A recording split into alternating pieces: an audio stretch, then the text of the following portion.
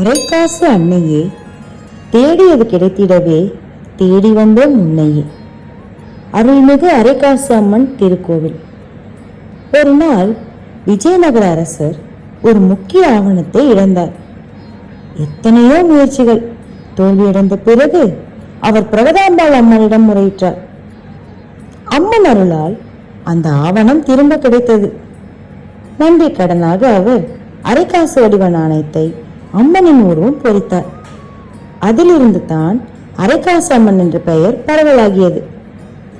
அம்மனிடம் வேண்டுகிறோம் என்றால் தொலைந்தது மீளும், தடைப்பட்டது வெற்றி பெறும். பணம், திருமணம், குழந்தை பாக்கியம், வியாபாரம், இப்படி எதையும் கேட்டு பெறலாம். இன்றும் இழந்ததை தேடும் ஒவ்வொரு மனமும் அரைக்காசு அம்மனையே நாடுகிறது. இடர் தீர நம்பிக்கை ஓடும் என்ற திருத்தலத்தில் 108 அம்மன்களை ஒரே இடத்தில் தரிசிக்கலாம். இழந்தது எதுவாயினும் அவளிடம் பக்தியோடு பிரார்த்தனை செய்தால் அனைத்தும் கைகூடும்.